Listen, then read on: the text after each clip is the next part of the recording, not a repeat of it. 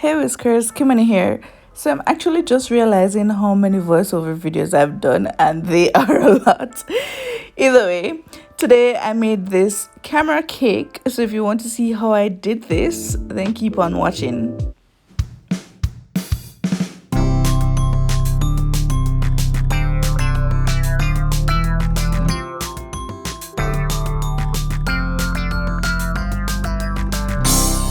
Alright, so I already know from the get-go that doing a narration explaining all the steps will be very hard because some steps are just really hard to explain. So you guys will just have to watch most of the video and try to, see what I'm doing.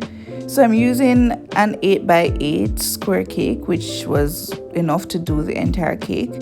So I'm just using a template that I got from Google and adjusted to the size I wanted, and I'm cutting out my camera from the cake.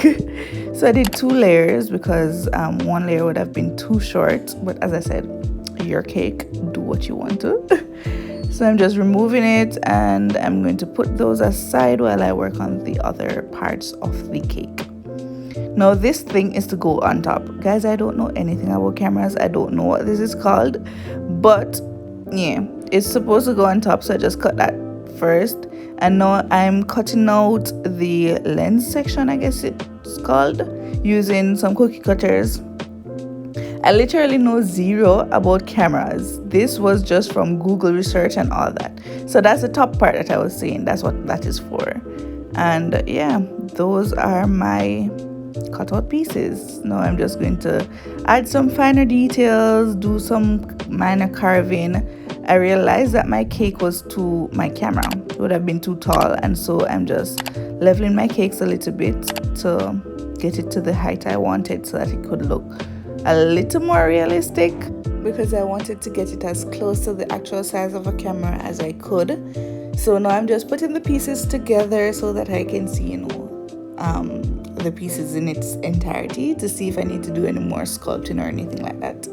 Now I'm just using a little bit of buttercream to secure my first layer to my board, and then I'm just going to fill so that I can, put these layers together, and then I'm going to do a quick crumb coat, which is up in a minute.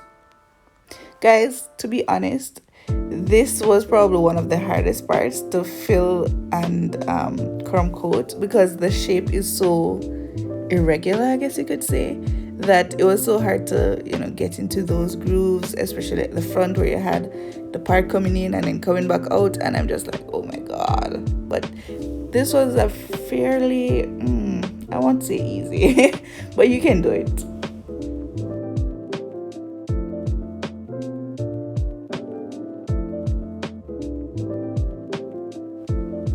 So I'm just repeating that process with the lens aspect of the cake, putting on my first layer, securing it on the board with a little buttercream, even though I'll take it up afterwards, and then I'm sandwiching both pieces that I had from before.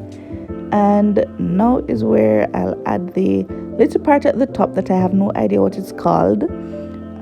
Secure that with some buttercream, ensure that it's right where I want it to be. I realized that I needed to do one last cut at the back part of the, I don't know what to call it, so you're seeing what I'm doing. Now I'm just rounding the cake a little bit, because if you look at a camera, it's not so squared off, I guess. So I'm just looking at some images from Google and trying to make it a little bit more softer on the edges, if that makes sense. You know what I mean. You can't say what I do. You know what I mean. So now I'm just going over with a thin layer of buttercream to secure my crumbs. Yeah, you guessed it. I'm doing a crumb coat. And yeah, I'm trying to keep all those shapes that I, spent a quick minute to sculpt out, so that I don't lose all those shapes and all that. So when I put my fondant over this, I won't have much work to do. So that's all I'm doing now, just trying to keep that figure and securing the crumbs.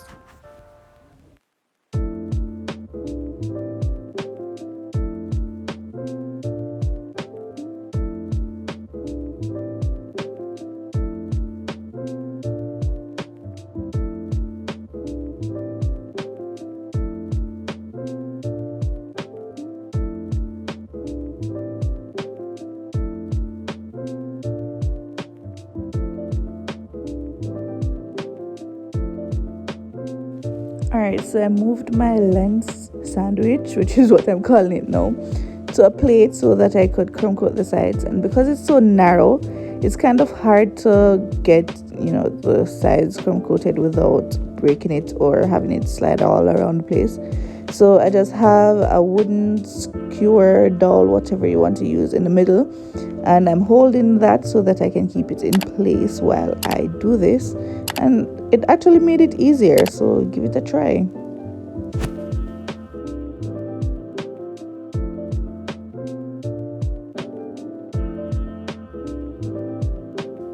Okay, so once the crumb coat is finished, you need to set this in the fridge to firm up for a little bit, just to chill out. And I rolled out some fondant. This is actually gray because I'm going to spray it in the end to get black, but if you have black on hand, then just go right ahead and use the black. So right here, I'm just brushing away all the excess cornstarch from the back so that I don't have any problems when it's supposed to stick to the cake. No, I'm just trying to go as fast as I can to go through and secure the fondant on the cake, trying not to get too many tears or wrinkles or elephant skin or anything like that. Some parts did have, but I knew that it would be covered or, you know, sprayed over anyways, and I could blend afterwards, so I wasn't too worried about that. But try to get it as smooth as you can so that you don't have to do much troubleshooting when you're done. So if this is your first time trying something like this, I would suggest you use you know, pre-dyed fondant, so fondant that is already black, because I dyed this fondant myself and my nails were a mess. So your nails will look dirty for a day or two. That's one. And two, it takes a whole lot of food coloring to get a dark color unless you're starting already from a dark shade of a color. That makes sense? Yeah, that makes sense.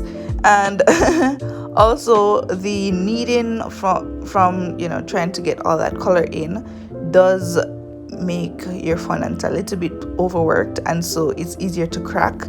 So if you aren't, you know, how do I say this, you aren't familiar with using fondant and doing this kind of thing, then I would suggest you buy fondant that is pre-colored to do this part of the work.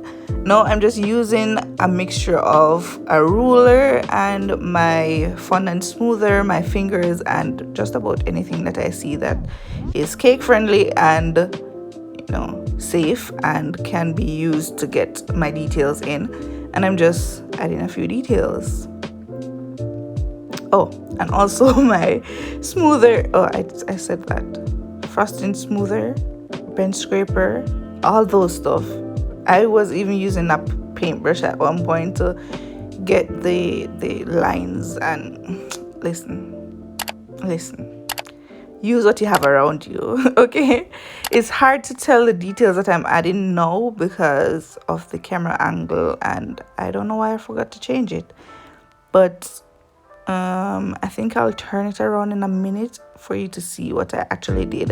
So if you guys are following along, you can just pause the video to, you know, see what details were added. Now I'm just using the end of one of my fondant tools to add some texture to the side. If you look at the camera, you'll see I don't think it's leather, but there's this textured part. As I said before, I don't know anything about cameras, so that's what I made just now. It will make sense in a few. So I did line out the lens at the back camera screen. If the lens at the front, then the back must be the camera screen. I don't know what you want to call it. That rectangular thing, yeah. I lined that out with the ruler, and I'm just adding that figure at the top. I don't know what it is, but it's on a camera, so yeah. Then I'm lining it with a strip of fondant so that you'll get like a rim, I guess you want to call it. At the top there, I think that's where you'd see like the settings options and stuff like that.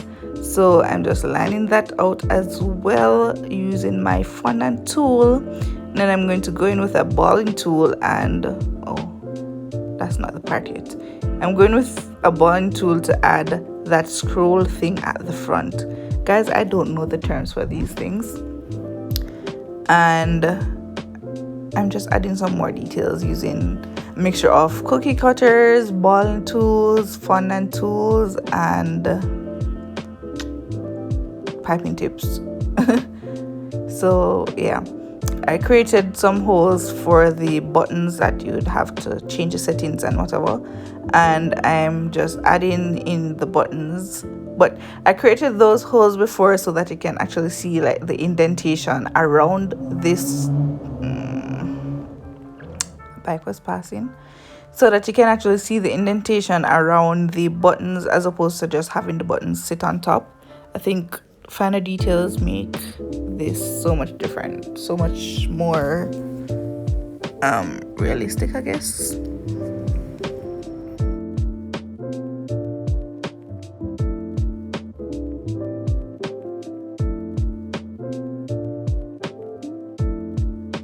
Alright, so that I don't know what to call it, that wheel thing at the front of the camera where I guess you turn up the exposure or whatever, I'm just using a strip of fondant and I'm adding the grids to it using the back of my bench scraper, and I'm just adding it to the camera. Now because we had those if I said that now, indentations at the ends using the balling tool, it makes it seem as though it was actually circular going in. Now I'm just adding some button options and some other details. Guys, as I said before, and I keep stressing, I don't know the terms for these things, but it will make sense in a few.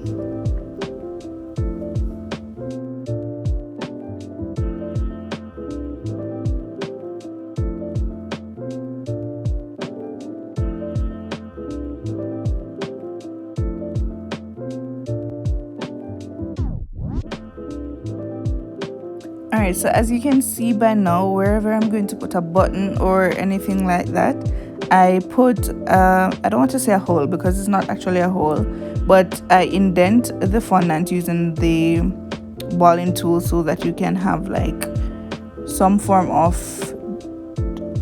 definition to, you get what I mean, right? So you can see the indentation around it, so it seems like, oh, the buttons are actually in a slot as opposed to just resting on top of the camera. And I just continue adding details.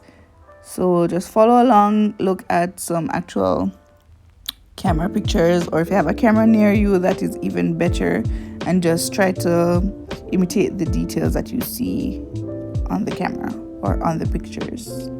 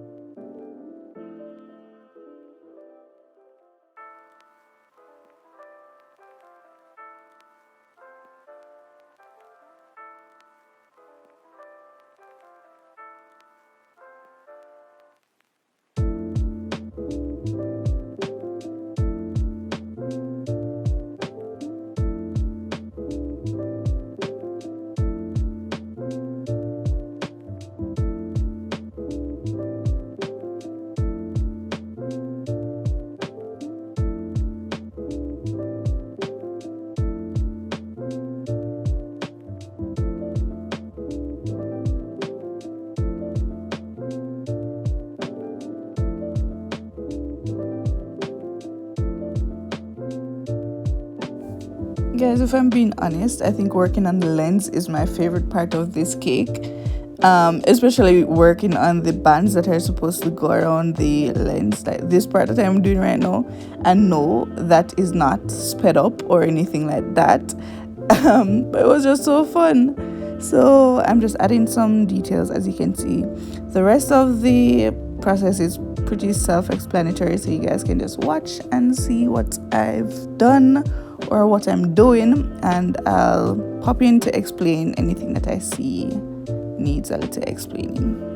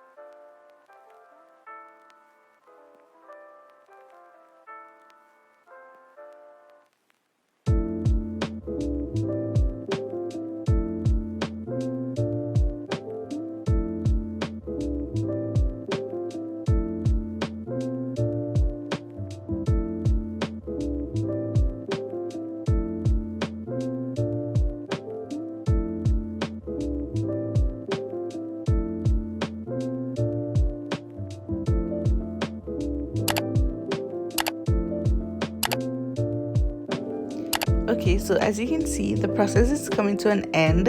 I'm just going over with my airbrush to spray the cake black because I want a black camera.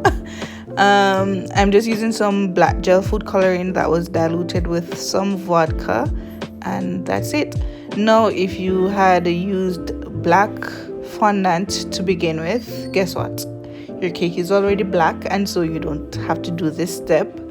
But I did like the glossy look because it makes it look new, I guess. Shiny looks better to me, but if you don't like it shiny, then keep it matte black. That's fine. If you want it to be shiny though, and you use the black food coloring, you can just use some water to spray the cake so that you can get that glossy look. So that's that. If you look at the camera, there's a red strip on the lens. I'm just imitating that right now, and I'm adding that afterwards because guess what? I wouldn't want to add it before and then have to spray the cake and then lose the red color. So that's what I'm doing right here.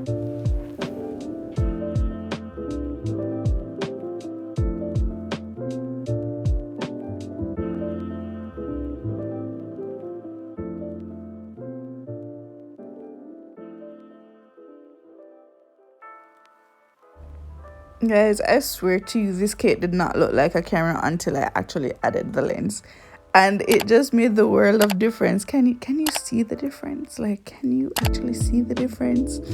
Either way, I had to assist myself a little with the top part by lifting it a little so that I could have space for the lens. No worry, nothing will break or anything as long as you're gentle, so just do that if you have that problem. And this is a finished product, guys. I was so pleased with myself. This is my first camera cake, so can you imagine if I do 2 to 3 cakes? Either way, if you give this a try, then let me know how it turns out. Thank you guys for watching. I will see you guys next week with another video, so until then, stay golden.